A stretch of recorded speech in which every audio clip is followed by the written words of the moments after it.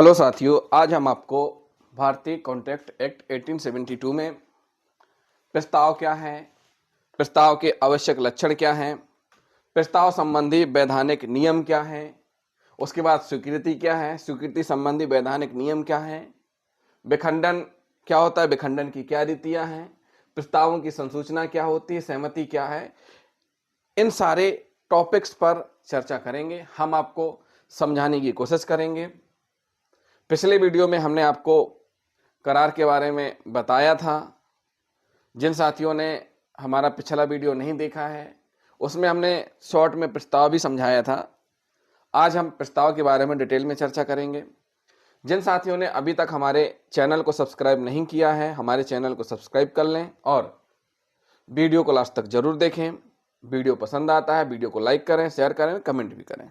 साथियों, भारतीय अनुबंध अधिनियम 1872 में प्रस्ताव शब्द के लिए प्रपोजल यूज किया गया है। क्या किया गया है? प्रपोजल शब्द का प्रयोग किया गया है, जबकि अंग्रेजी में प्रस्ताव को ऑफर बोला गया है। क्या बोला गया? ऑफर बोला गया राजनियम में। भारतीय अनुबंध अधिनियम 1872 की धारा 2A, भारतीय अनुबंध अधिनियम 1872 की धारा 2A के अनुसार जब एक व्यक्ति, हम यहां प्रस्ताव आपको समझा रहे हैं। प्रस्ताव देखिए, प्रपोजल भी बोलते हैं, ऑफर भी बोलते हैं, लेकिन अगर हम बात करें इसकी डेफिनेशन की तो भारतीय अनुबंध अधिनियम 1872 की धारा 2A में इसे बताया गया है। क्या बताया गया है? कि जब एक व्यक्ति किसी दूसरे व्यक्ति से किसी कार्य को करने अथवा ना करने के विषय में अपनी इच्छा इस उद्देश्य से प्रकट करता है कि दूसरे व्यक्ति द्वारा उस कार्य को करने अथवा ना करने के लिए सहमति प्राप्त हो, तो कहेंगे कि पहले व्यक्ति ने दूसरे व्यक्ति के सम्मुख प्रस्ताव रखा। ए एक व्यक्ति है, बी एक दूसरा व्यक्ति है, दो पक्षकार हैं। क्या है? दो पक्षकार हैं। ठीक, पहले पक्षकार ने दूसरे पक्षकार के सामने किसी कार्य के लिए, किसी कार्य को लेकर के प्रस्ताव रखा, और प्रस्ताव रखने का जो एक उद्देश्य था कि सामने वाला या तो स्वीकार करेगा या मना करेगा, और बी के द्वारा उस प्रस्ताव को या तो एक्सेप्ट कर लिया जाता है या स्वीकार कर लिया जाता है।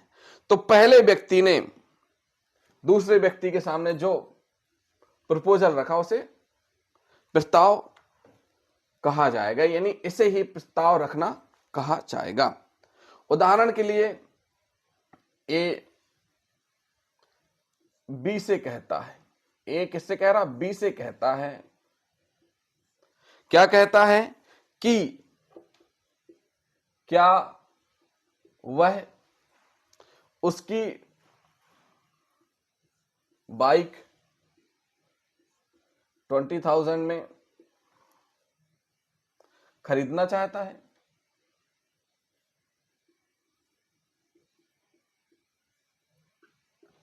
ए ने बी से कहा, क्या कहा? कि क्या वह उसकी बाइक 20,000 रुपए में खरीदना चाहता है। यहां पर बी ने, किसने? यहां पर बी ने अपनी सहमति दी। किसको? कि हां वह खरीदना चाहता है।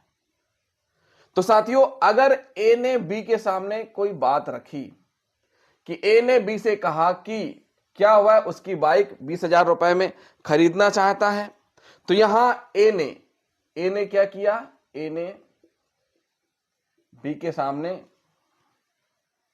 क्या किया? प्रस्ताव किया। ए ने बी के सामने प्रस्ताव किया, और जो व्यक्ति प्रस्ताव रखता है, यानी ए ने प्रस्ताव रखा है, इसको बोलेंगे प्रस्तावक। ठीक, अथवा दूसरा शब्द है वचनदाता। क्या बोलते हैं? वचनदाता। ये क्या हुआ? प्रस्तावक भी हुआ, वचनदाता भी हुआ। और जिसके सामने प्रस्ताव रखा गया है, उसे स्वीकर्ता या वचन ग्रहीता, क्या बोलेंगे? वचन ग्रहीता बोलेंगे। साथियों, ये हमने आपको प्रस्ताव के बारे में बता दिया। पिछले वीडियो में हमने आपको स्वीकृति तक भी बता दी थी। स्वीकृति के बारे में हम आगे बताएंगे, क्योंकि जैसे ही प्रस्ताव बी स्वीकार कर लेगा तो स्वीकृति हो जाएगी। उसके बारे में चर्चा हम अभी इसी वीडियो में आगे करेंगे। तो साथियों, ए ने बी से कहा कि क्या वह उसकी बाइक 20,000 में खरीदना चाहता है। तो ए ने क्या किया, प्रपोजल रखा बी के सामने। तो जो प्रपोजल रखता है उसको बोलते हैं प्रस्तावक या वचनदाता, और जिसके सामने रखा जाता है उसे बोला जाता है स्वीकर्ता या वचन ग्रहीता। साथियों, अब बात कर लेते हैं लक्षण के बारे में कि आखिर प्रस्ताव के क्या लक्षण हैं। प्रस्ताव के मुख्यतः 3 लक्षण होते हैं। अब हम बात करेंगे प्रस्ताव के लक्षणों के बारे में। नंबर 1, कितने लक्षण होते हैं? 3 लक्षण होते हैं। पहला लक्षण, 2 पक्षकारों का होना। इसमें पहली कंडीशन क्या है कि कोई भी व्यक्ति स्वयं प्रस्तावक तथा स्वीकर्ता नहीं हो सकता। प्रस्तावक के लिए 2 पक्षकार का होना आवश्यक है। मतलब ए एक व्यक्ति है तो वह अपने आप में ना तो प्रस्ताव रख सकता ना ही स्वीकार कर सकता है। इसके लिए 2 पक्षकार होने चाहिए, यानी ए और बी जैसे 2 से अधिक भी हो सकते हैं। तो 2 पक्षकारों का होना आवश्यक है। दूसरा लक्षण क्या है? प्रस्ताव के स्वरूप। प्रस्ताव के स्वरूप, प्रस्ताव के कैसे स्वरूप हो सकते हैं? इसमें पहला स्वरूप है कार्य करने, किसी कार्य करने को लेकर के हो सकता है, कार्य को करने। दूसरा नहीं करने के संबंध में हो सकता है, कार्य को करने, और दूसरा नहीं करने के संबंध में हो सकता है। जैसे ए ने बी के सामने जो प्रस्ताव रखा था बाइक बेचने वाला, इसी उदाहरण से समझा देते हैं आपको। बाइक 20,000 में बेचने वाला। साथियों, ए के द्वारा बाइक बेचने का प्रस्ताव करना, ए के द्वारा बाइक बेचने का प्रस्ताव करना और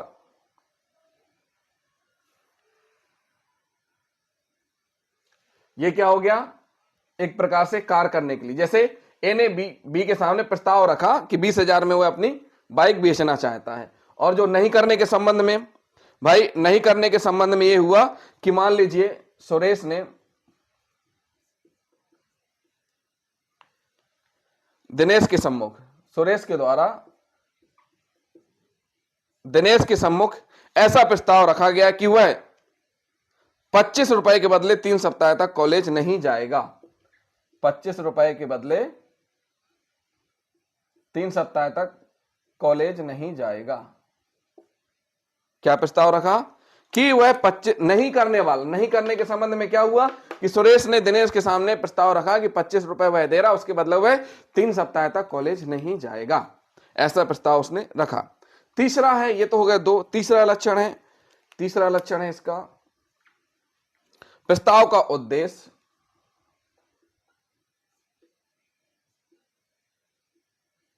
प्रस्ताव का उद्देश्य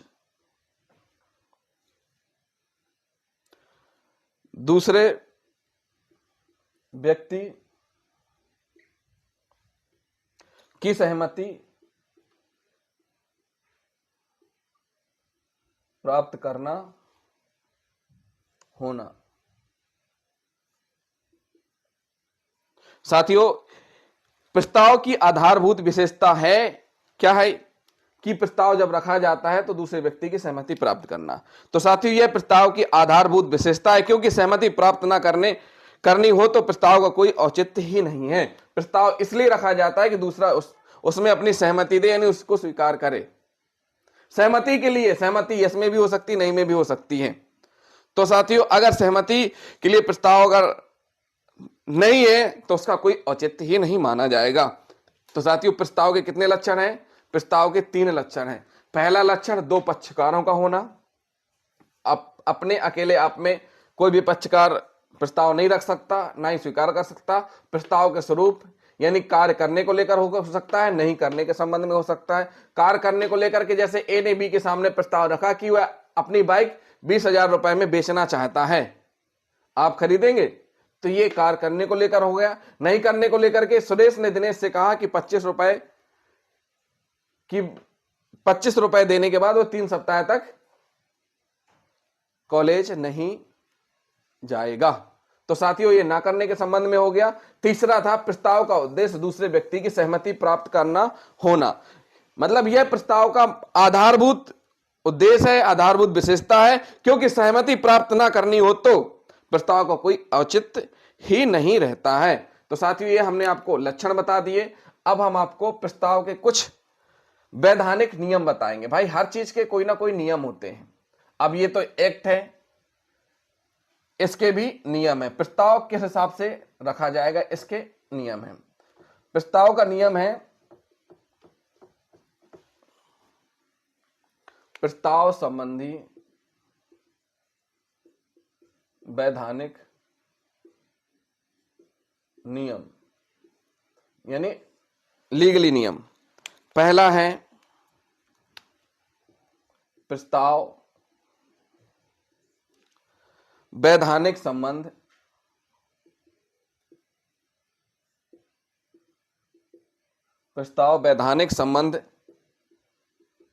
स्थापित करने के उद्देश्य से किया जाना चाहिए।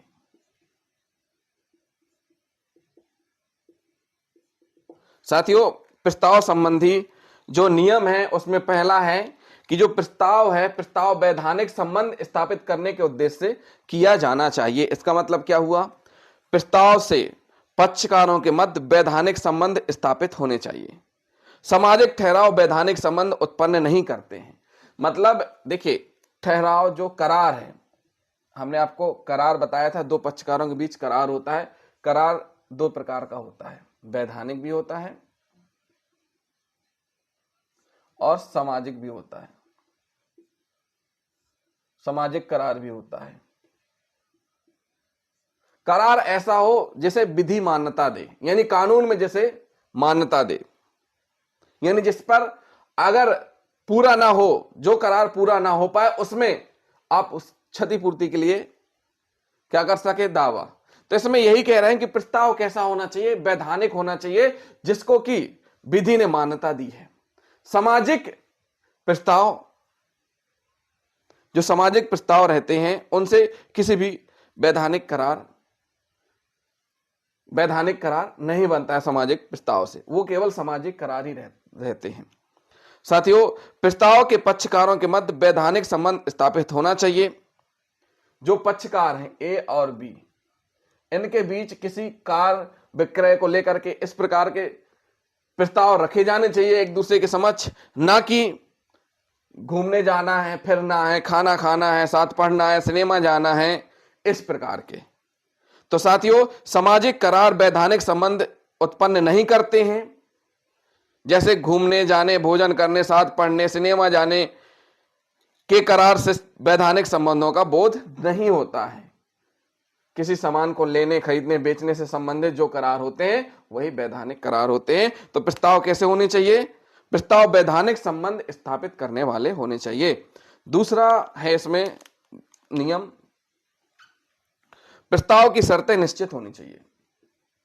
प्रस्ताव की शर्तें निश्चित होनी चाहिए। प्रस्ताव की शर्तें कैसी होनी चाहिए, निश्चित होनी चाहिए और स्पष्ट होनी चाहिए। जैसे यदि राम श्याम के सम्मुख अपनी बकरी बेचने के लिए प्रस्ताव रखे कि यदि बकरी के बच्चा हुआ तो वह उसे बकरी बेचेगा, यह प्रस्ताव निश्चित नहीं है। साथियों प्रस्ताव कैसा हुआ, प्रस्ताव निश्चित होना चाहिए। प्रस्ताव की शर्तें स्पष्ट होनी चाहिए। ऐसा नहीं होना चाहिए कि जैसे राम श्याम के सम्मुख अपनी बकरी बेचने के लिए प्रस्ताव रखे कि यदि बकरी के बच्चा हुआ तो वह उसे बकरी बेचेगा, यह प्रस्ताव निश्चित नहीं है। कोई भी प्रस्ताव है जिसमें निश्चित होना चाहिए, इसमें क्या है, निश्चित और स्पष्ट, दो चीजें हैं, निश्चित और स्पष्ट। जो भी प्रस्ताव है उसमें साफ साफ स्पष्ट रूप से लिखा जाना चाहिए, सारी शर्तें, सारी बातें स्पष्ट होनी चाहिए, जिसमें किसी प्रकार की अनिश्चितता ना हो। भाई बकरी खरीदना है तो खरीदना है, इसमें यह बात नहीं होनी चाहिए कि बच्चा होगा तो ही वह उस बकरी को खरीदेगा, ऐसा नहीं होना चाहिए। जैसा कि इस उदाहरण में कहा गया है कि राम ने श्याम से कहा कि वह अपनी बकरी बेचने के लिए यह प्रस्ताव रखे। राम ने किससे कहा? राम ने श्याम से कहा। राम श्याम के सम्मुख अपनी बकरी बेचने के लिए प्रस्ताव रखे। राम श्याम के सम्मुख अपनी बकरी बेचने के लिए यह प्रस्ताव रखे कि यदि बकरी के बच्चा हुआ तो वह इस बकरी को खरीदेगा, तो यह निश्चित नहीं है। तीसरा पॉइंट है इसमें, प्रस्ताव विनय के रूप में होना चाहिए। प्रस्ताव विनय के रूप में होना चाहिए।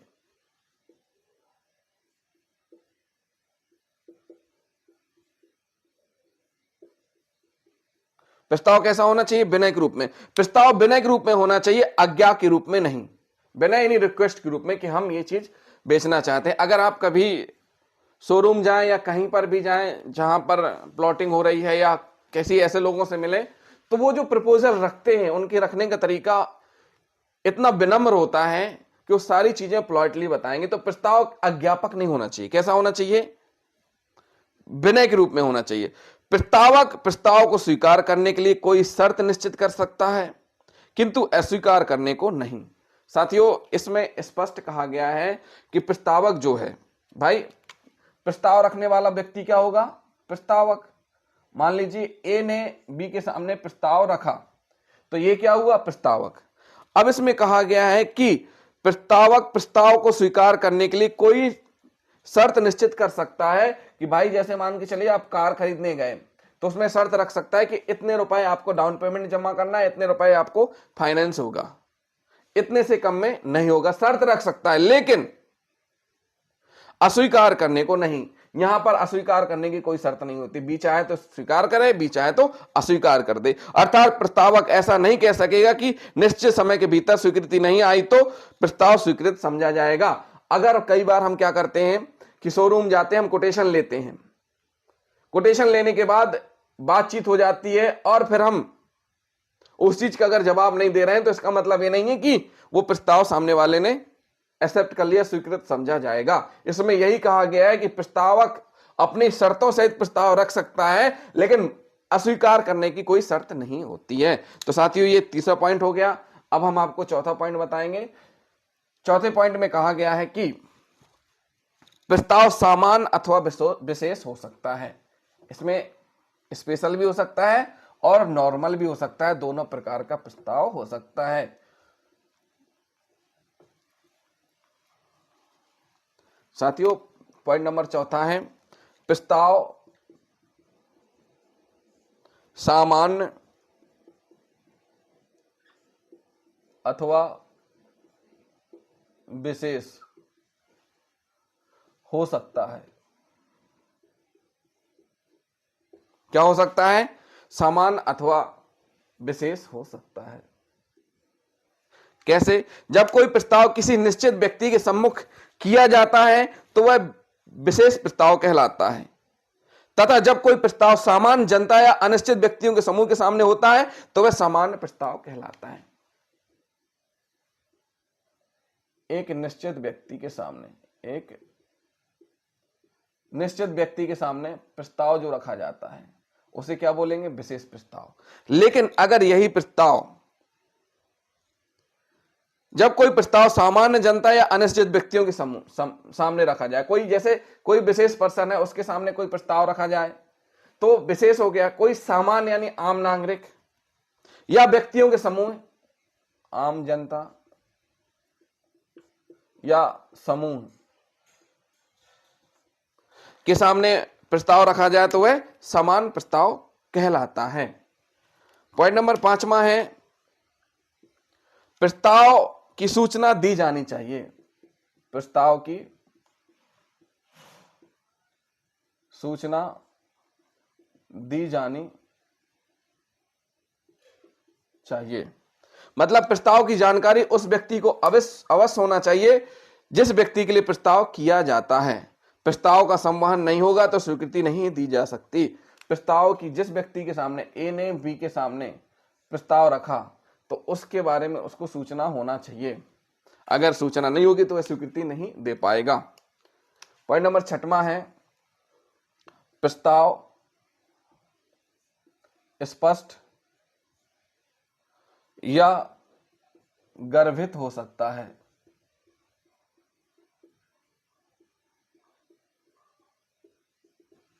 साथियों, जब कोई प्रस्ताव मौखिक या लिखित रूप में स्पष्ट दिया जाता है तब स्पष्ट प्रस्ताव कहलाता है। स्पष्ट, देखिए साथियों, स्पष्ट प्रस्ताव या तो मौखिक या लिखित। प्रस्ताव मौखिक भी हो सकता है, लिखित भी हो सकता है।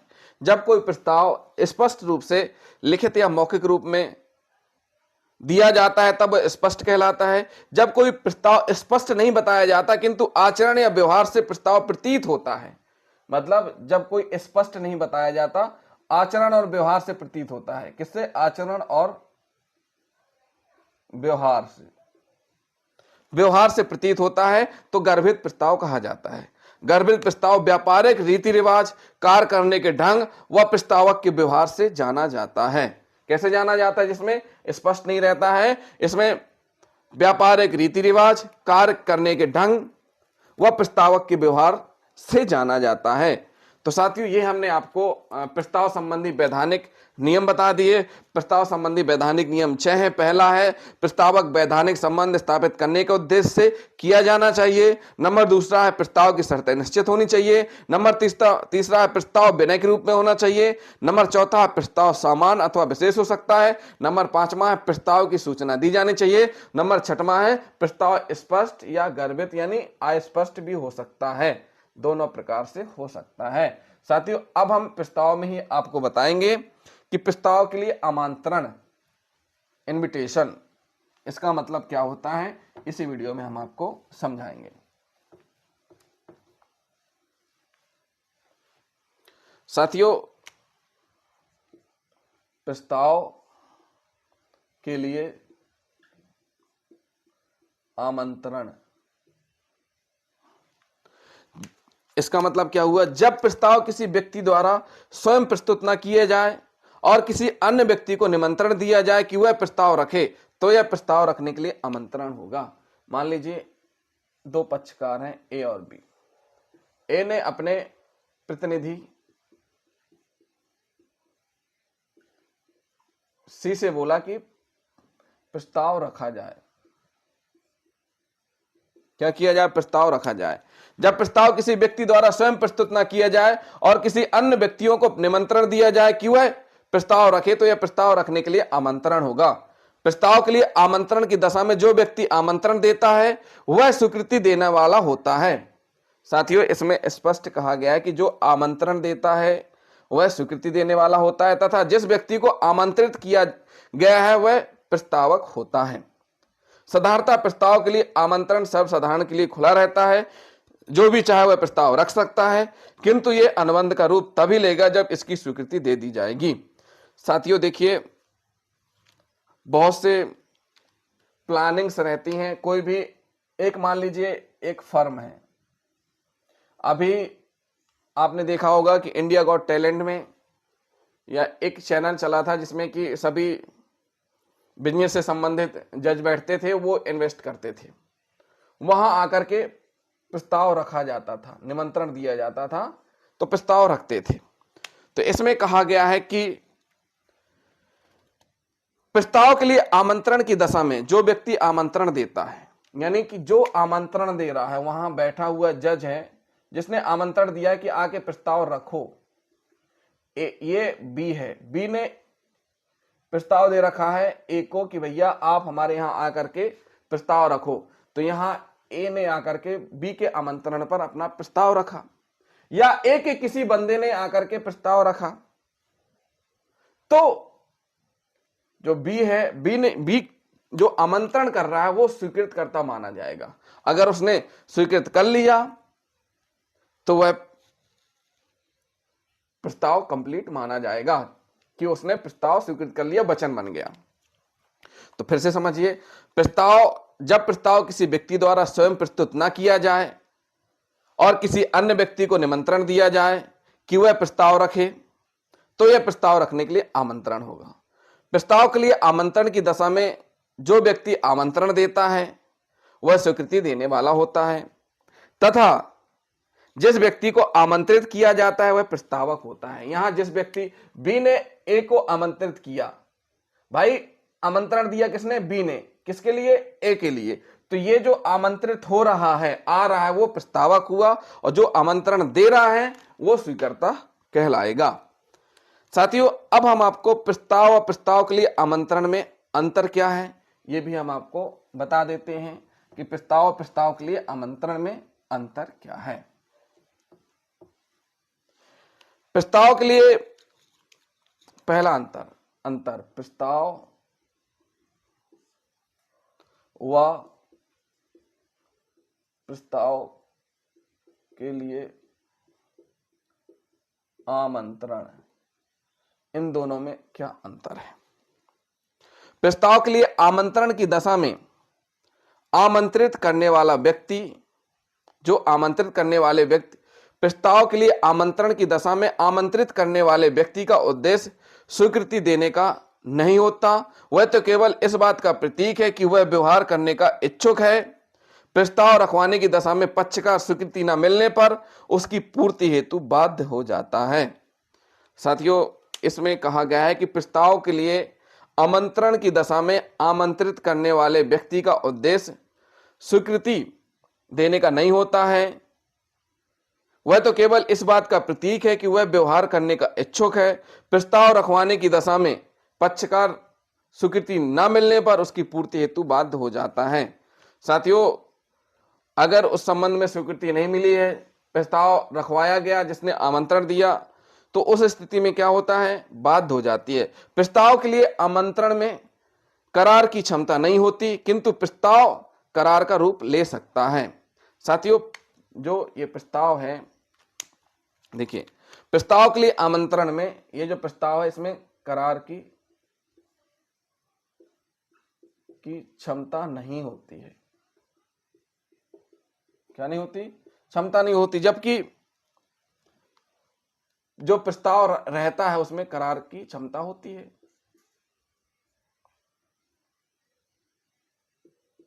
क्षमता होती है, यानी कि करार हो सकता है। ठीक, मतलब इसमें जो कहा गया है, प्रस्ताव के लिए आमंत्रण की दशा में आमंत्रित करने वाले का उद्देश्य, जो प्रस्ताव के लिए आमंत्रित कर रहा है, इसमें जो आमंत्रण करने का उद्देश्य स्वीकृति देने का नहीं होता है। मतलब इसमें स्वीकृति देने का नहीं होता, लेकिन यहां पर कह रहे हैं कि अगर प्रस्ताव रखवा लिया गया है, प्रस्ताव रखवाने की दशा में पक्षकार स्वीकृति न मिलने पर उसकी पूर्ति हेतु बाध्य होता है। फिर से समझ लीजिए, एक बार फिर से हम आपको बता देते हैं, अभी कंफ्यूजन हो रहा होगा, फिर से हम बता देते हैं आपको। देखिए, प्रस्ताव का मतलब क्या होता है? प्रस्ताव का मतलब होता है ए ने बी के सामने प्रपोजल रखा। क्या रखा? प्रपोजल रखा ए ने। ठीक, यहां पर देखिए, बी जो आमंत्रित कर रहा है, आमंत्रण जो कर रहा है बी, दो पक्षकार हैं ए और बी, आमंत्रण कर रहा है कि हमको बेचो चीज कोई, और बी क्या कहलाएगा? स्वीकर्ता। क्या कहलाएगा? स्वीकर्ता। जैसे ए यहां प्रस्तावक हुआ, बी स्वीकर्ता हुआ, तो इसमें बी जो आमंत्रण कर रहा है वह स्वीकर्ता है।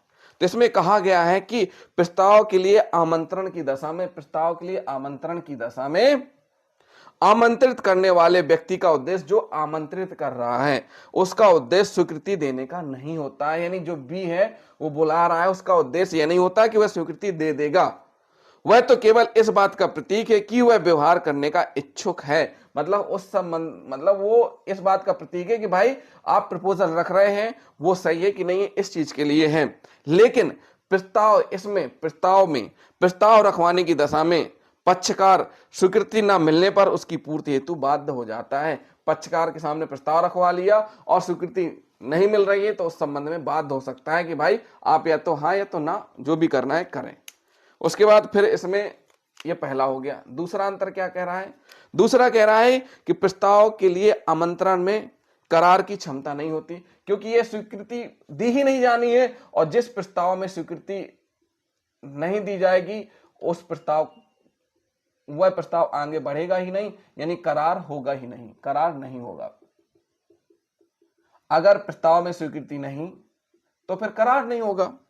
और यहां कंडीशन क्या रहती है? यहां पर प्रस्ताव रखा जाता है, यहां पर स्वीकृति होने पर करार होता है।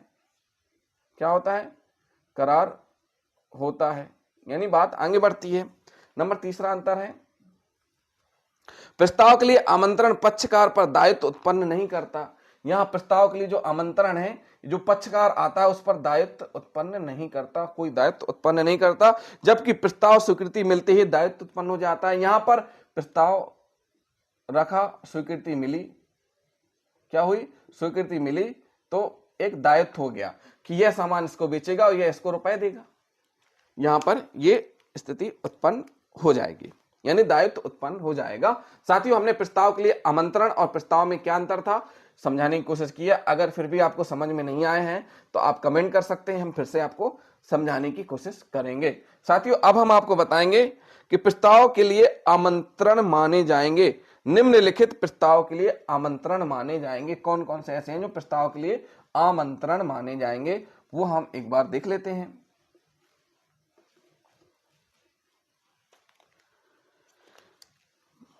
प्रस्ताव के लिए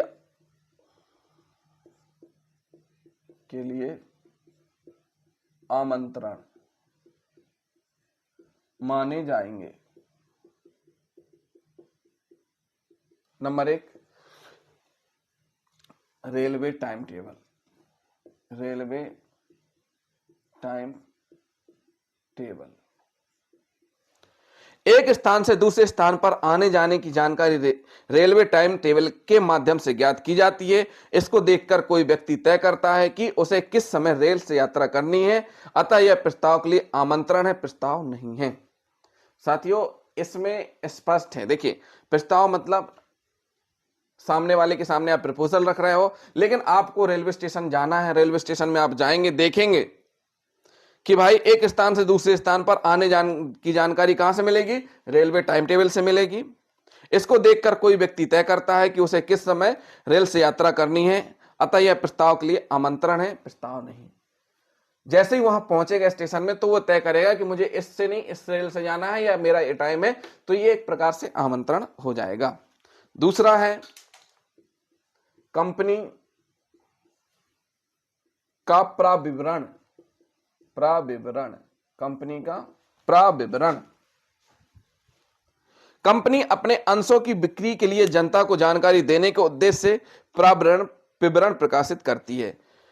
इस प्रकार के विवरण में अंशों को बेचने का प्रस्ताव नहीं होता, परंतु जनता को खुला आमंत्रण होता है कि वे विवरण में दी गई बातों के अंतर्गत अंशों के क्रय के लिए आवेदन भेजें। कंपनी ने अपनी रिपोर्ट प्रस्तुत की, बताई कि भाई हमारे ये शेयर है, हमारा इतना फायदा हुआ है, इस प्रकार रेट है, इतना आप खरीद सकते हैं। तो एक प्रकार से एडवर्टाइजमेंट कंपनी का कह सकते हैं इसको, कि कंपनी अपने अंशों की बिक्री के लिए प्रत्येक कंपनी अपने अंशों को जनता में बेचना चाहती है।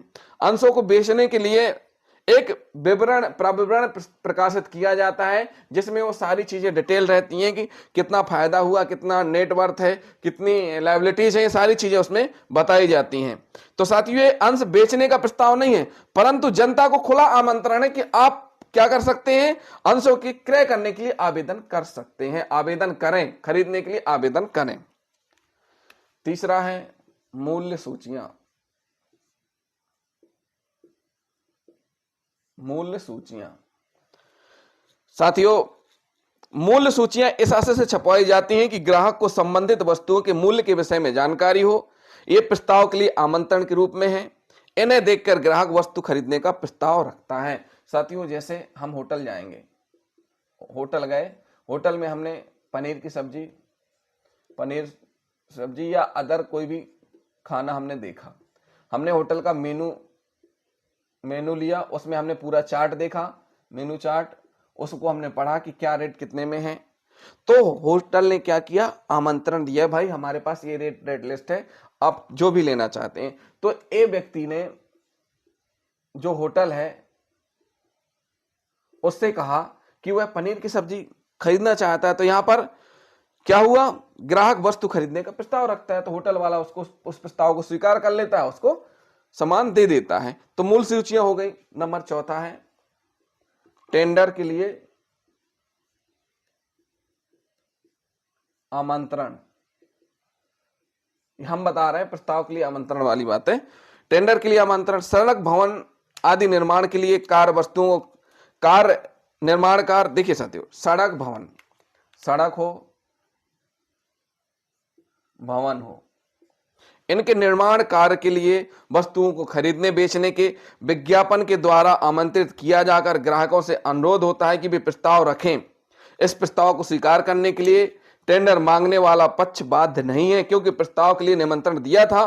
प्रस्ताव आने पर उसे मानना या ना मानना उसकी इच्छा की बात है। जिसने आमंत्रण दिया है, अब जैसे टेंडर निकला, बहुत से लोग टेंडर डालेंगे, बहुत सी फर्म डालेंगी, अब जिसने टेंडर निकाला है उसके ऊपर डिपेंड करता है कि किस टेंडर मानना है या नहीं मानना है, तो ये उसके ऊपर डिपेंड करता है। तो साथियों, ये हमने आपको बता दिया क्या, प्रस्ताव के लिए आमंत्रण क्या होता है, इसके बारे में हमने आपको शॉर्ट में बताया। अब साथियों, हम आपको स्वीकृति बताएंगे। अभी हमने केवल एक पॉइंट पढ़ा है, ये पढ़ा है, अब हम पढ़ेंगे स्वीकृति। क्या पढ़ेंगे, स्वीकृति पढ़ेंगे। स्वीकृति में सारी चीजें वही बताएंगे जो हमने प्रस्ताव में पढ़ी है, वही चीजें हम स्वीकृति में भी पढ़ेंगे। तो स्वीकृति में कौन कौन सी चीजें रहती है वो एक एक करके हम आपको इस वीडियो में बताएंगे। साथियों, वीडियो बहुत महत्वपूर्ण होने वाला है, वीडियो को लास्ट तक जरूर देखें। और जिन साथियों ने अभी तक हमारे चैनल को सब्सक्राइब नहीं किया है, हमारे चैनल को जरूर सब्सक्राइब कर लें। साथियों, अभी हमने आपको प्रस्ताव के बारे में बता दिया है, अब हम आपको स्वीकृति के बारे में बताएंगे। साथियों, स्वीकृति के संबंध में कानून में क्या प्रावधान है वो भी हम बताएंगे। स्वीकृति से आशय, इसका सबसे पहले जानेंगे आशय क्या है। एक वैध करार के लिए प्रस्ताव के साथ ही उसकी स्वीकृति भी आवश्यक होती है। देखिए साथियों, करार के लिए क्या जरूरी है, प्रस्ताव के साथ उसकी स्वीकृति। क्या जरूरी है, प्रस्ताव के साथ उसकी स्वीकृति की आवश्यकता होती है। वह पक्षकार जिसके समक्ष प्रस्ताव रखा जाता है, यदि वह उस पर मौखिक या लिखित सहमति प्रकट कर देता है तो यह मान लिया जाता है कि उसने प्रस्ताव स्वीकार कर लिया। साथियों, ए ने बी के सामने प्रस्ताव रखा और बी ने इसको लिखित या मौखिक स्वीकार कर लिया। क्या कर लिया, स्वीकार कर लिया। लिखित या मौखिक प्रकट कर देता है तो यह मान लिया जाता है कि उसने प्रस्ताव स्वीकार कर लिया। इस प्रकार पक्षकारों के बीच एक करार का जन्म होता है। जैसे ही स्वीकृति हो जाती, स्वीकार हो जाता है, वैसे ही फिर करार का जन्म होता है। साथियों, इस संबंध में सर विलियम एंसन ने कहा है, सर विलियम एंसन ने इसमें परिभाषा दी है। सर विलियम एंसन ने क्या कहा है, एक प्रस्ताव के लिए स्वीकृति का वही मतलब होता है। एक प्रस्ताव के लिए स्वीकृति का वही मतलब होता है जो बारूद से भरी रेलगाड़ी के लिए एक जलती दिया सलाई का। जिस प्रकार जलती हुई दिया सलाई बारूद से भरी रेलगाड़ी के संपर्क में आते ही विस्फोट उत्पन्न कर देती है, उसी तरह प्रस्ताव स्वीकृति होते ही ठहराव बन जाता है। साथियों, इसमें उन्होंने कहा है कि सर विलियम एंसन ने कि जिस प्रकार से विस्फोट से भरी हुई रेलगाड़ी को एक दिया सलाई, जलती हुई एक दिया सलाई, बारूद से भरी जलती हुई दिया सलाई को विस्फोट कर सकती है, उसी प्रकार प्रस्ताव की स्वीकृति होते ही करार बन जाता है। ये सर विलियमसन ने कहा। उसके बाद भारतीय अनुबंध अधिनियम, जो भारतीय अनुबंध अधिनियम है, एक्ट 1872 है, इसमें जो धारा 2B है, 2B में कहा गया है कि जब वह व्यक्ति जिसके समक्ष प्रस्ताव रखा गया है प्रस्ताव पर अपनी सहमति प्रकट कर देता है तो यह कहा जाता है कि उसने प्रस्ताव को स्वीकार कर लिया। जैसे ए द्वारा अपना स्कूटर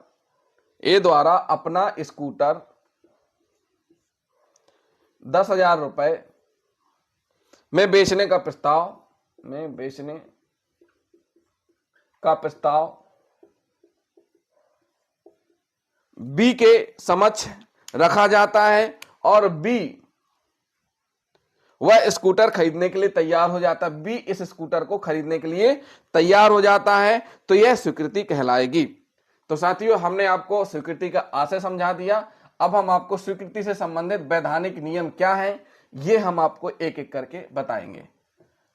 अभी हमने पहले आपको प्रस्ताव के बारे में बताया, अब हम आपको स्वीकृति से संबंधित वैधानिक नियम क्या है, स्वीकृति से संबंधित वैधानिक नियम किससे संबंधित, स्वीकृति से संबंधित वैधानिक नियम कौन से हैं, हम आपको बताएंगे। साथियों, इसमें स्पष्ट कहा गया है, पहला पॉइंट ही कि पूर्ण तथा शर्त रहित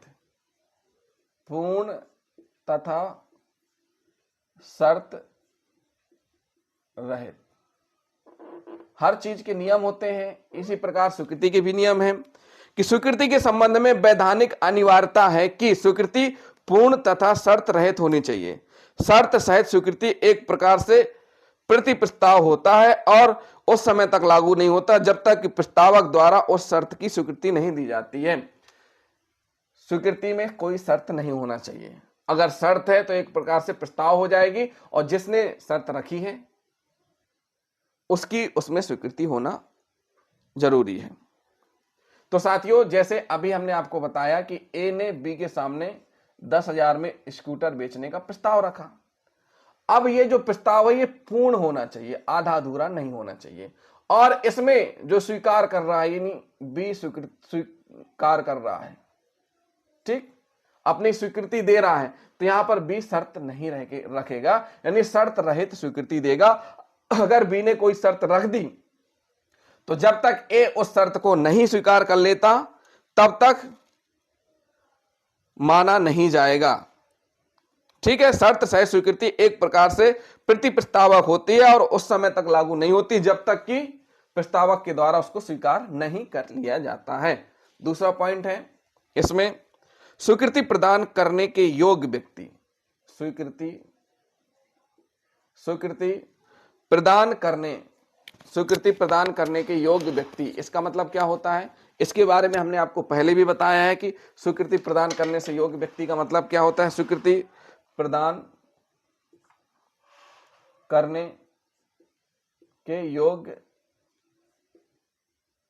व्यक्ति, स्वीकृति प्रदान करने के योग्य व्यक्ति मतलब क्या हुआ, प्रस्तावक को, जो प्रस्तावक है, प्रस्तावक को स्वीकृति करने का अधिकार केवल उसी व्यक्ति को है जिसके सामने प्रस्ताव रखा गया, अन्य किसी के द्वारा नहीं। साथियों देखिए, प्रस्ताव को स्वीकृत करने का अधिकार केवल उसी व्यक्ति को जिसके सामने प्रस्ताव रखा गया है, अन्य किसी व्यक्ति की स्वीकृति वैध नहीं होगी। जैसे ए ने बी के सामने प्रस्ताव रखा तो स्वीकृति प्रदान कौन करेगा, बी करेगा, ना कि सी। सी अगर स्वीकृति दे रहा है तो वो फिर मान्य नहीं होगी।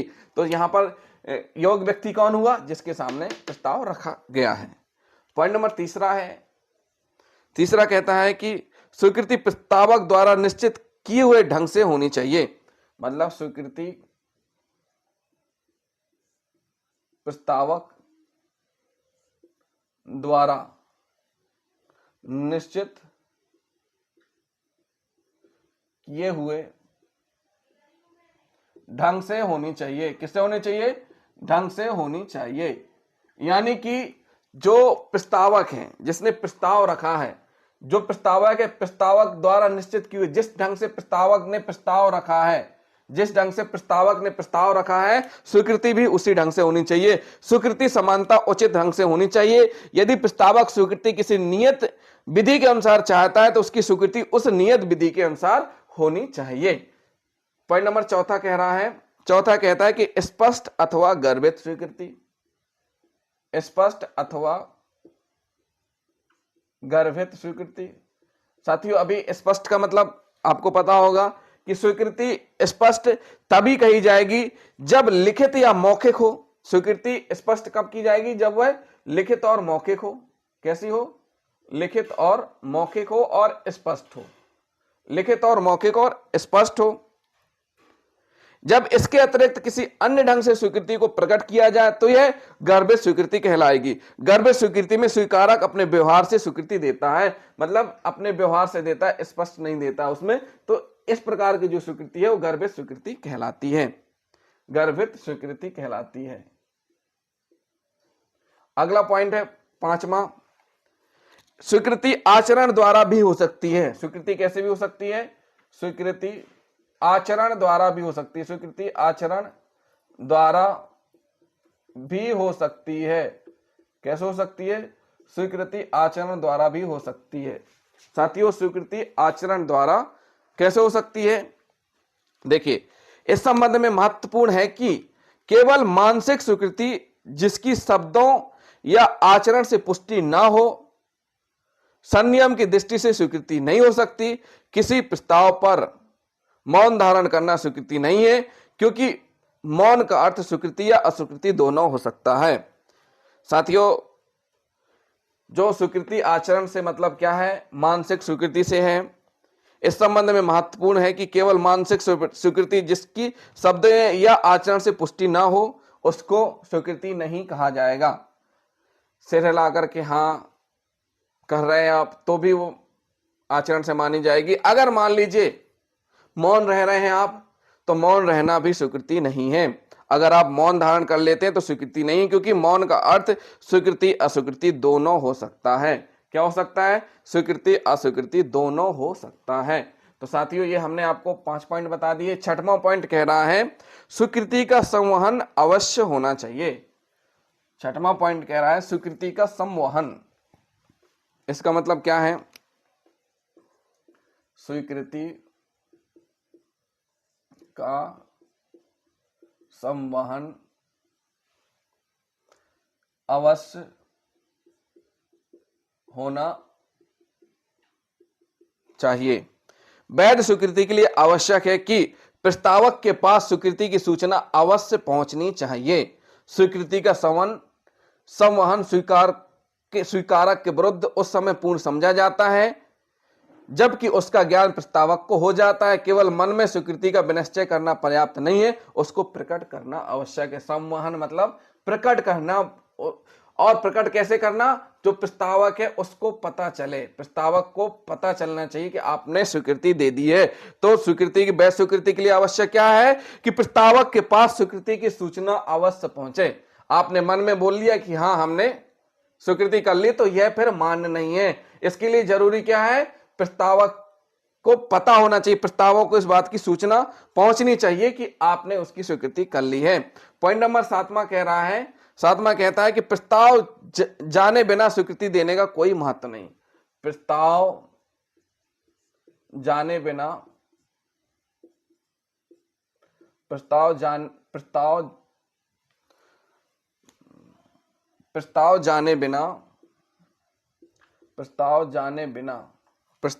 बिना स्वीकृति देने का कोई महत्व नहीं। स्वीकारक को प्रस्तावक का ज्ञान होना आवश्यक है। यदि कोई कार्य प्रस्ताव की जानकारी के अभाव में किया गया हो तो वह उस प्रस्ताव की स्वीकृति नहीं मानी जाएगी। मतलब यह हुआ कि जो प्रपोजल है, आप प्रपोजल को बगैर देखे स्वीकृति नहीं देंगे। अगर इस प्रकार से स्वीकृति दी जा रही तो उसका कोई महत्व नहीं है, उस प्रपोजल को देखना बहुत जरूरी है। 8वां है शर्तों का पालन एवं प्रतिफल पाने पर स्वीकृति। शर्तों का पालन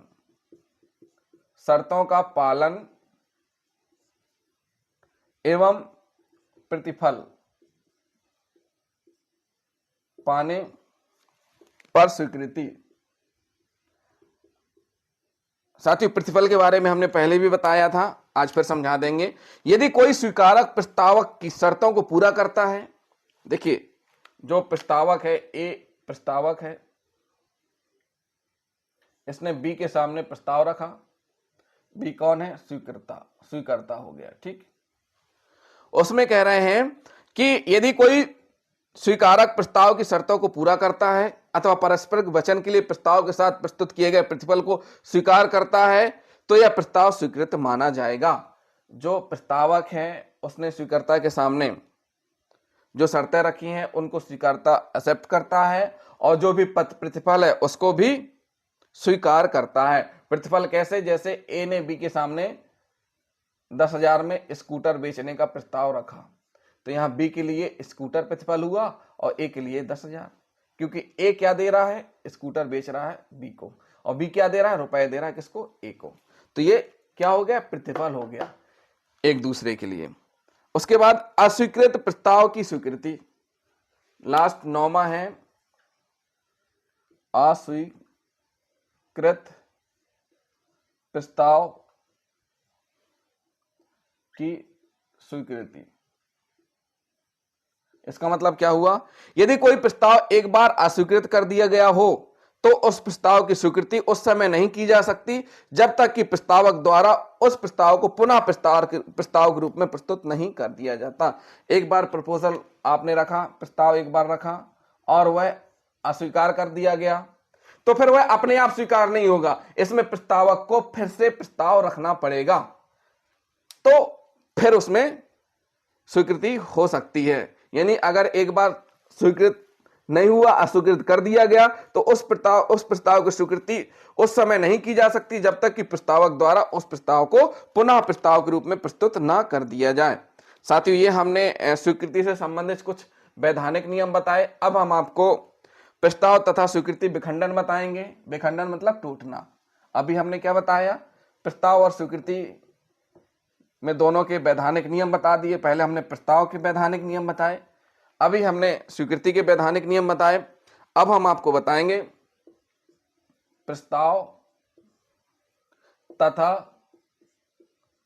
स्वीकृति विखंडन। प्रस्ताव तथा स्वीकृति विखंडन, इसमें देखिए साथियों, जैसे मान लीजिए इस प्रकार से समझिए, ए अपने मकान को बी को बेचने की, ए क्या कर रहा है? मकान किसको बेच रहा है? बी को। ए अपने मकान को बी को बेचने की डाक द्वारा भेजे गए पत्र से स्वीकृति करता है। क्या करता है? स्वीकृति करता है। कैसे करता है? डाक द्वारा। बी डाक द्वारा स्वीकृति करता है। ए अपने प्रस्ताव को उस समय जबकि बी अपनी स्वीकृति का पत्र डाक में डालता है या उसके पूर्व किसी समय विखंडित कर सकेगा। मतलब क्या हुआ?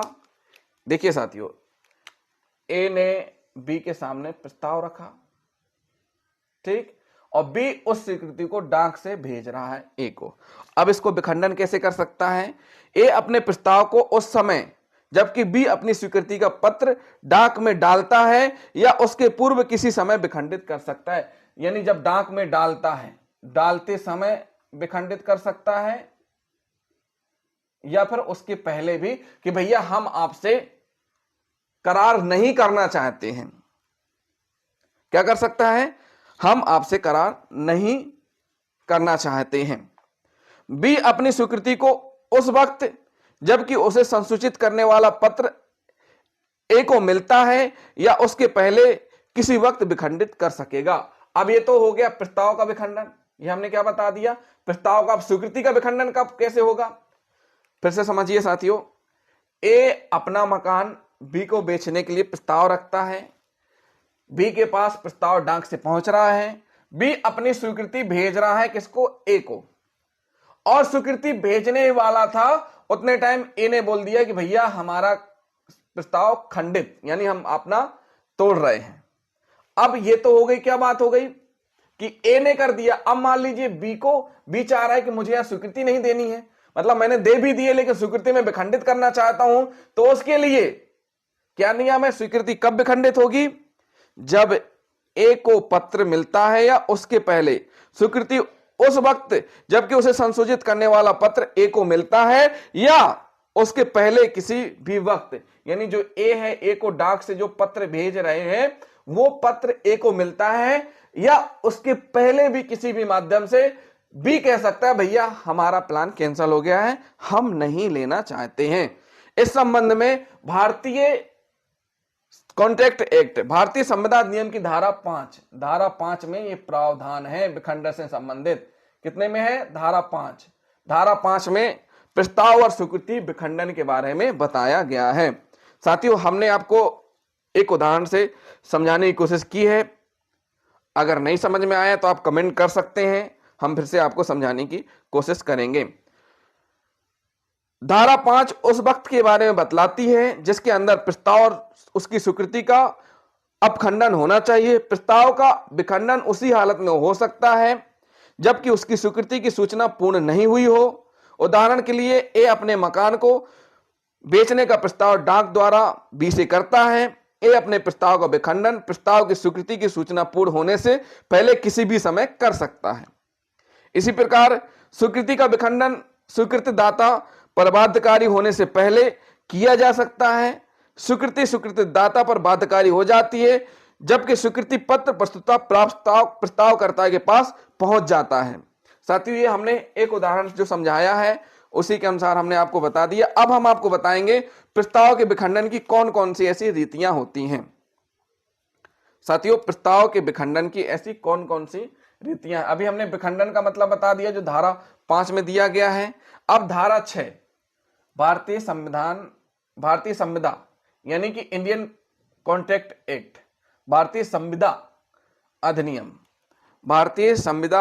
की धारा, संविदा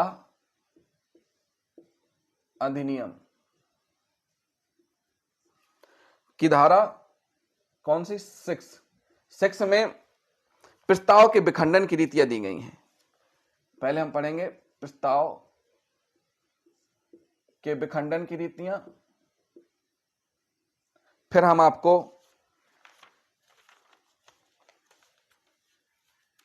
इसी में डिटेल में बताएंगे प्रस्ताव के विखंडन के बाद। फिर हम आपको स्वतंत्र सहमति के बारे में बताएंगे। तो सबसे पहले जान लेते हैं प्रस्ताव के विखंडन की रीतियां कौन कौन सी हैं। साथियों, पहली रीति है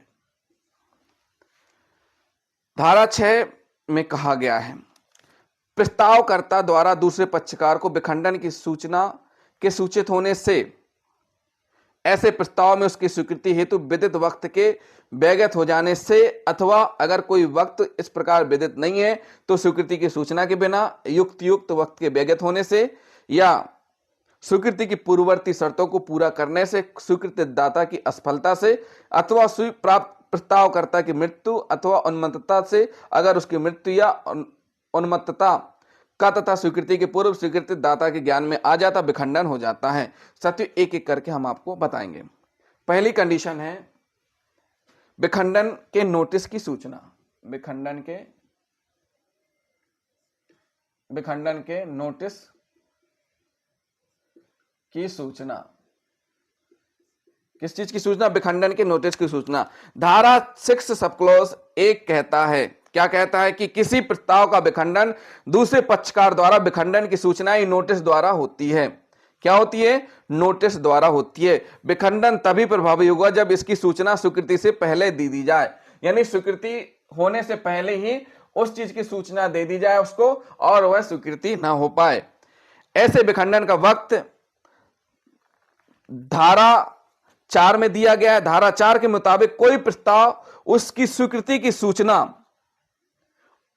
के पूरे होने से पहले विखंडित किया जा सकेगा, मतलब जब तक कि वह पारेषण यानी किसी सूचना के माध्यम से, संचार के माध्यम के अनुक्रम में इस तरह रख दिया जाए कि स्वीकृति दाता को सख्ती से बाहर हो जाए। विखंडन के नोटिस की सूचना दूसरे पक्षकार को खुद प्रस्तावक या उसके अभिकर्ता द्वारा दी जानी चाहिए। मतलब नोटिस भेज करके भी आप अपने प्रस्ताव को तोड़ सकते हैं। दूसरा दिया गया है इसमें दूसरा पॉइंट यह हो गया। एक पॉइंट दूसरा है, प्रस्ताव में वर्णित अवधि या निर्धारित अवधि के अंदर स्वीकृति ना होना। प्रस्ताव में वर्णित अवधि या निर्धारित अवधि के अंदर स्वीकृति का ना होना। इसमें साफ साफ कहा है कि प्रस्ताव विखंडित हो जाएगा। कब हो जाएगा? प्रस्ताव में वर्णित अवधि या निर्धारित अवधि के अंदर स्वीकृति के ना होना। प्रस्ताव विखंडित हो जाता है अगर प्रस्ताव वर्णित अवधि अथवा निर्धारित अवधि के अंदर प्रस्तावक के प्रति स्वीकृति नहीं होती है। अगर प्रस्ताव में कोई अवधि स्वीकृति हेतु निर्धारित की गई है तो स्वीकृति उस अवधि के अंदर होनी चाहिए। धारा 6 के मुताबिक अगर उस अवधि के अंदर प्रस्ताव की स्वीकृति नहीं होती तो प्रस्ताव खत्म हो जाता है। जैसे एक समय है कि भाई आप 2 महीने के अंदर 60 दिन के अंदर सहमति देंगे यानी स्वीकृति देंगे। अगर 60 दिन का समय व्यतीत हो गया है तो वह प्रस्ताव विखंडित हो जाएगा। नंबर तीसरा क्या कहता है? स्वीकृति से पूर्व पूरी की जाने वाली शर्त के स्वीकृति दाता के पूरा करने में विफल रहने पर स्वीकृति से पूर्व पूरी की जाने वाली शर्त, स्वीकृति से पहले पूरी की जाने वाली शर्त के स्वीकृति दाता के पूरा करने में विफल रहने पर। साथियों, इसमें कहा गया है कि प्रस्ताव का विखंडन हो जाएगा स्वीकृति से पूर्व पूरे की जाने वाली शर्त के स्वीकृति दाता के पूरा न करने में। प्रस्ताव रखा गया और स्वीकारकर्ता जिसके सामने प्रस्ताव रखा गया उससे कहा गया कि आपको ये शर्तें पूरी करनी है और जिसको वो शर्तें पूरी करनी आवश्यक थी और उसने वो शर्तें पूरी नहीं की। जैसे ए ने बी के सामने प्रस्ताव रखा और बी से कहा कि आपको इन शर्तों का पालन करना है।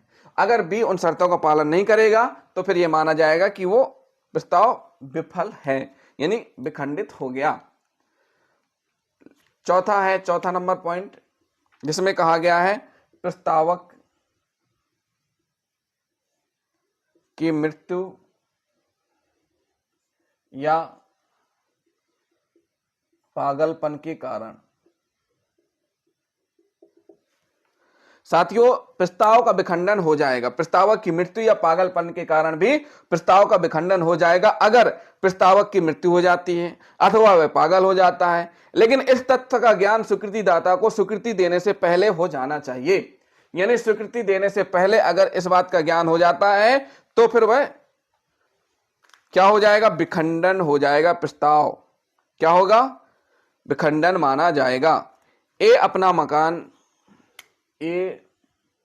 मकान 5 लाख में बी को बेचने का प्रस्ताव रखता है। प्रस्ताव की स्वीकृति से पूर्व ए की मृत्यु हो जाती है, परंतु ए की मृत्यु का ज्ञान बी को नहीं होता है और बी प्रस्ताव स्वीकार कर लेता है। प्रस्ताव स्वीकार करने के बाद बी को ए की मृत्यु का ज्ञान होता है, संविदा पूर्ण है।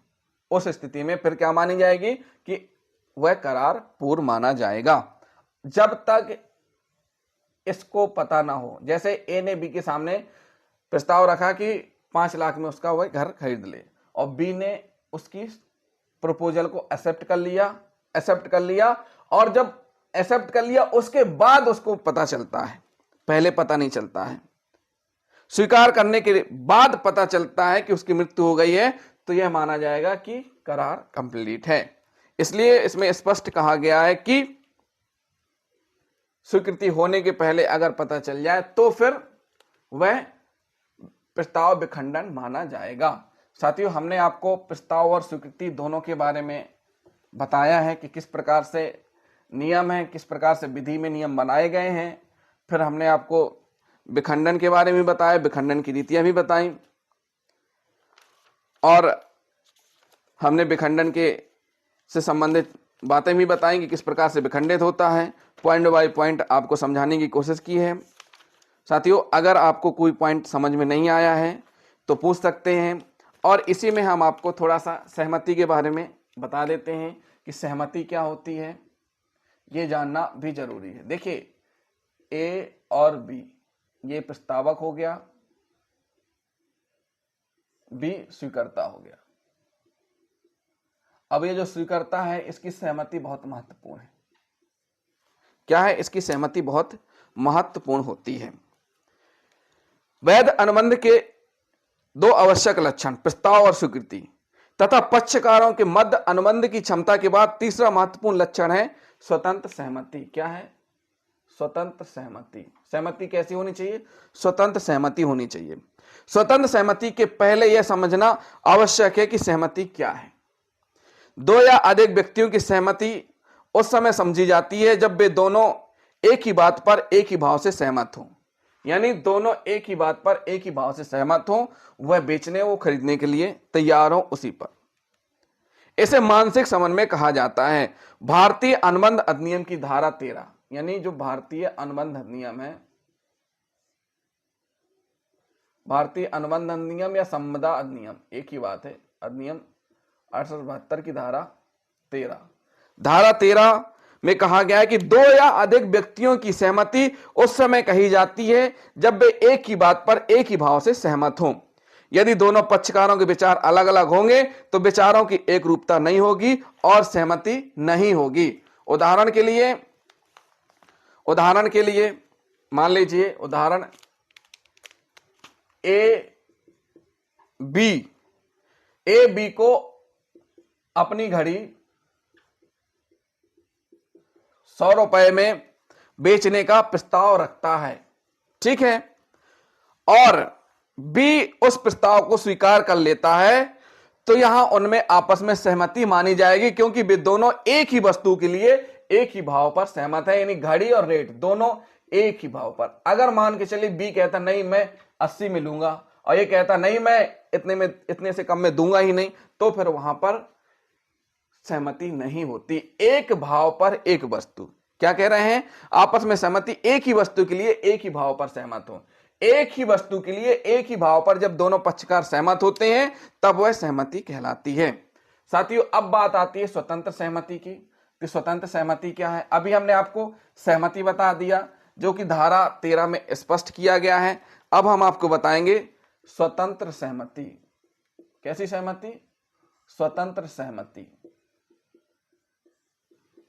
जब दो या दो से अधिक पक्षकार किसी बात पर एक ही भाव से सहमत हो तो सहमति होगी। स्वतंत्र सहमति को भारतीय अनुबंध अधिनियम की धारा 14, यानी कितनी धारा में? धारा 14 में समझाया गया। धारा 14 के अनुसार स्वतंत्र सहमति उस समय मानी जाएगी जब निम्न से प्रभावित नहीं हो। मतलब जो दो पक्षकार हैं इनके बीच में सहमति उस समय स्वतंत्र मानी जाएगी जो निम्न बातें हैं जो कि इस प्रकार से सहमति न प्राप्त की गई हो। पहली है उत्पीड़न। अगर कोई सहमति उत्पीड़न से प्राप्त की गई है। अनुबंध अधिनियम की धारा 15, ये धारा 15 कहती है कि अनुबंध अधिनियम की धारा 15 के अनुसार उत्पीड़न से आशय अनुबंध करने के उद्देश्य से किसी काम को करने या न करने की धमकी देना अथवा किसी व्यक्ति को हानि पहुंचाने के लिए किसी संपत्ति को अवैध रूप से रोकने के अथवा रोकने की धमकी देने से है, जो विधि द्वारा दंडनीय बनाया गया है। इस प्रकार से डरा धमका करके अगर सहमति ली जा रही है तो वह उत्पीड़न कहलाएगा, ना कि स्वतंत्र सहमति कहलाएगी। तो इस प्रकार से डरा धमका करके प्राप्त की गई सहमति स्वतंत्र सहमति नहीं मानी जाएगी। क्या नहीं मानी जाएगी? स्वतंत्र सहमति नहीं मानी जाएगी। पॉइंट नंबर दूसरा, अनुचित प्रभाव। अनुचित प्रभाव के बारे में धारा 16 में बताया गया है। भारतीय अनुबंध अधिनियम 1872 की धारा 16 में बताया गया है कि एक अनुबंध उस दशा में अनुचित प्रभाव द्वारा प्रेरित कहा जाता है जबकि पक्षकारों के मध्य ऐसे संबंध हो कि एक पक्षकार दूसरे पक्षकार की इच्छा को प्रभावित करने की स्थिति में हो और उसने वास्तव में इस स्थिति का प्रयोग दूसरे पक्षकार पर अनुचित लाभ प्राप्त करने के लिए किया हो। जैसे एक बड़ा है, एक गरीब आदमी है, तो अमीर आदमी ने दूसरे व्यक्ति पर अनुचित प्रभाव डाल करके, या एक गुंडा बदमाश है, उसने आम जनता है जो एक आम व्यक्ति है, उससे इस प्रकार का प्रभाव डाला और उससे अनुचित लाभ प्राप्त कर लिया, तो इस प्रकार की जो स्वतंत्र सहमति प्राप्त की गई है अनुचित प्रभाव से, वो भी स्वतंत्र सहमति नहीं मानी जाएगी। नंबर तीसरा, कपट। भारतीय अनुबंध अधिनियम की धारा 17 में बताया गया है कि जब अनुबंध के एक पक्षकार स्वयं या उसकी सांठगांठ से या उसके प्रतिनिधि किसी दूसरे पक्षकार अथवा उसके प्रतिनिधि को धोखा देने के अभिप्राय से निम्न कार्य में से कोई भी कार्य करते हैं तो उसे छल, कपट, धोखा माना जाएगा। एक पक्षकार दूसरे पक्षकार को, ये या स्वयं या इसका कोई प्रतिनिधि, या तो ये स्वयं या इसका कोई प्रतिनिधि क्या करे, छल, कपट, धोखा देते हुए सांठगांठ करके इसको या इसके प्रतिनिधि को क्या करे, धोखा दे। किस प्रकार से धोखा दे? किसी ऐसे सत्य बात का सुझाव देना, कोई जो असत्य, किसी ऐसी असत्य बात का सुझाव देना, यानी असत्य बात का सुझाव देना, झूठी बात का सुझाव देना। फिर कह रहे हैं जिसकी सत्यता का उसे विश्वास ना हो। फिर कह रहा है किसी ऐसे तथ्य को जानबूझकर छिपाना, तथ्य छिपाना। साथियों, इसमें या तो स्वयं या प्रतिनिधि द्वारा तथ्य छिपाया जाना। तीसरा, पूरा ना करने के अभिप्राय से दिया गया कोई वचन, जो पूरा नहीं किया जाना उसके लिए दिया गया वचन, धोखा देने लायक कोई अन्य कार्य, या कोई ऐसा कार्य या भूल जिसे कानून में कपटपूर्ण मानते हो, या कभी कभी मौन धारण कर लेना भी कपट कहलाता है। तो साथियों, इसको भी स्वतंत्र सहमति नहीं मानी जाएगी, यानी कपट पूर्वक जो सहमति अर्जित की जाएगी उसको भी स्वतंत्र सहमति नहीं मानी जाएगी। साथियों, मिथ्या वर्णन, चौथा पॉइंट है मिथ्या वर्णन। मिथ्या वर्णन करके सहमति लेना। अनुबंध अधिनियम की धारा 18, अनुबंध अधिनियम की धारा कितनी, 18 में जानबूझकर धोखा नहीं देने के उद्देश्य से जो असत्य वर्णन किया जाता है उसे मिथ्या वर्णन कहते हैं। जानबूझकर धोखा नहीं देने के उद्देश्य से जो असत्य वर्णन किया जाता है, अनुबंध नियम की धारा 18 के अनुसार जानबूझकर धोखा नहीं देने के उद्देश्य से असत्य वर्णन किया जाता है उसे मिथ्या वर्णन कहते हैं। अनुबंध के अनुसार उसे मिथ्या वर्णन कहेंगे जिससे कहते समय सत्य होने का विश्वास हो किंतु बाद में असत्य निकले। मतलब झूठी बात बढ़ा चढ़ा के सही बताना, लेकिन जो सही बताई जा रही वो झूठी है। इस प्रकार से झूठा वर्णन करके, झूठा विवरण देकर के, झूठी जानकारी देकर के जो सहमति ली जाएगी वो भी स्वतंत्र सहमति नहीं मानी जाएगी। पॉइंट नंबर 5वां, गलती से। साथियों, अगर गलती से आपने सहमति ले ली है, यदि किसी बात के संबंध में पक्षकारों को भ्रमात्मक विश्वास है तो कहा जाता है कि वे गलती पर हैं। इस संबंध में धारा 20 और धारा 21 में बताया गया है। धारा 20 और धारा 21 में, अनुबंध अधिनियम की धारा 20 और 21 में बताया गया है तथ्य संबंधी गलती और विधि संबंधी गलती। धारा 20 के अनुसार जब करार के दोनों पक्षकार करार के किसी आवश्यक तथ्य संबंधी विषय पर गलती में हो तो यह तथ्य संबंधी गलती होगी। और विधि संबंधी धारा 21 में कहा गया कि प्रत्येक व्यक्ति से यह आशा की जाती है कि उसे देश के कानून का ज्ञान हो, अतः कानून की अज्ञानता क्षम्य नहीं है। अतः विधि संबंधी भूल के कारण कोई भी अनुबंध व्यर्थ नहीं हो सकता, किंतु ऐसा कानून जो भारत में लागू नहीं है कि गलती होने पर अनुबंध व्यर्थ होगा। साथियों, ये हमने आपको स्वतंत्र सहमति कब नहीं मानी जाएगी ये बता दी। जब सहमति उत्पीड़न से प्राप्त की गई हो, अनुचित प्रभाव से प्राप्त की गई हो, कपट से प्राप्त की गई हो, मिथ्या वर्णन से प्राप्त की गई हो और गलती से प्राप्त की गई हो, तो इस प्रकार की जो स्वीकृति प्राप्त होती है उसे क्या कहेंगे? स्वतंत्र सहमति से प्राप्त हुई स्वीकृति नहीं कहेंगे। साथियों, वैध अनुबंध का एक आवश्यक लक्षण स्वतंत्र सहमति है। यदि स्वतंत्र सहमति नहीं होगी तो ठहराव अनुबंध का रूप नहीं ले सकेगा तथा ऐसा ठहराव पीड़ित पक्षकार की इच्छा पर व्यर्थनीय होगा। इसलिए कहा जाता है कि प्रत्येक करार का सार तत्व यह है कि दोनों पक्षकारों की ओर से स्वतंत्र सहमति होना जरूरी है। क्या होना चाहिए? दोनों पक्षकारों की तरफ से स्वतंत्र सहमति होना जरूरी है। अगर स्वतंत्र सहमति नहीं है तो फिर ऐसी स्थिति में क्या माना जाएगा? करार अवैध माना जाएगा। साथियों, जिन साथियों ने अभी तक हमारे चैनल को सब्सक्राइब नहीं किया है, हमारे चैनल को जरूर सब्सक्राइब कर लें। अभी हम आपको थोड़ा सा और बताएंगे प्रस्तावों की संसूचना, स्वीकृति या विखंडन के बारे में ही। अब उसके पहले हमने आपको प्रस्ताव का विखंडन के बारे में बता दिया था। सहमति जरूरी इसलिए थी क्योंकि सहमति जानना जरूरी है। सहमति के बारे में कल भी हमने थोड़ा शॉर्ट में बताया था, आज भी हमने डिटेल में आपको स्पष्ट कर दिया सहमति का मतलब क्या होता है। साथियों, प्रस्तावों की संसूचना, प्रस्तावों की संसूचना, स्वीकृति या विखंडन।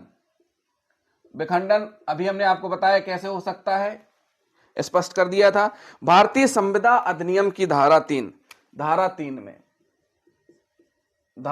में प्रस्तावों की संसूचना, प्रस्तावों की स्वीकृति और प्रस्तावों का विखंडन क्रमशः प्रस्ताव करने वाले, स्वीकार करने वाले अथवा विखंडन करने वाले पक्षकार के किसी ऐसे कार्य कारलोप से समझा जाता है जिससे वह ऐसे प्रस्ताव, ऐसी स्वीकृति या विखंडन को संसूचित करने का अभिप्राय रखता है या जो उसे संसूचित रखने का प्रभाव रखता है। संसूचना चाहे प्रस्ताव की स्वीकृति अथवा विखंडन की हो, संसूचित करने के आशय से किया गया कोई कृत्य या चूक होती है अथवा जो प्रभावशाली रूप से प्रस्तावना, स्वीकृति या विखंडन को सूचित करती है। यह जरूरी नहीं कि संसूचना शब्दों द्वारा ही हो, यह आचरण द्वारा भी हो सकती है। जैसे एक व्यक्ति रेल में टिकट लेकर यात्रा करता है या बस या नाव में कदम रखता है, उसे समझाने हेतु शब्दों की जरूरत नहीं है। साथियों, इस संबंध में संसूचना का मतलब होता है कि सामने वाले को सूचित करना। प्रस्तावना की संसूचना कब पूर्ण होगी? संविदा अधिनियम की धारा 4 में बताया गया है कि प्रस्तावना की संसूचना कब पूरी होगी। संविदा अधिनियम की धारा 4 के मुताबिक प्रस्ताव की संसूचना तब पूरी मानी जाती है जब वह उस व्यक्ति को जिसको की वह की गई है के ज्ञान में आ जाती है। जैसे ए ने बी को एक मकान बेचने का प्रस्ताव पत्र द्वारा भेजा, यानी ए ने बी को मकान बेचने के लिए, यह प्रस्तावक है, यह स्वीकर्ता है। ए ने बी के सामने प्रस्ताव रखा मकान बेचने के लिए, किसके माध्यम से? पत्र के माध्यम से। प्रस्ताव की संसूचना तब पूर्ण हो जाती है जब बी को पत्र प्राप्त हो जाता है, और यह पत्र जब बी को मिल जाएगा, प्राप्त हो जाएगा, तो यह माना जाएगा कि प्रस्ताव की सूचना बी को मिल गई। स्वीकृति की संसूचना कब पूरी होगी? जैसे ही बी ने प्रस्ताव को स्वीकृत किया और पत्र लिख करके फिर से वापस किसको भेजा? ए को, और ए को पत्र मिल गया, तो यह माना जाएगा कि स्वीकृति हो गई है।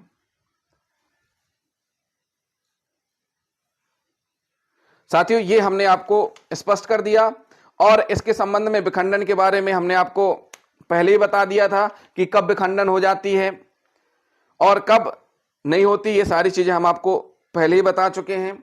तो जिन साथियों ने अभी तक हमारे चैनल को सब्सक्राइब नहीं किया है, हमारे चैनल को जरूर सब्सक्राइब कर लें और वीडियो को लाइक और शेयर करना ना भूलें, साथ ही साथ कमेंट भी करते जाएं। थैंक यू साथियों।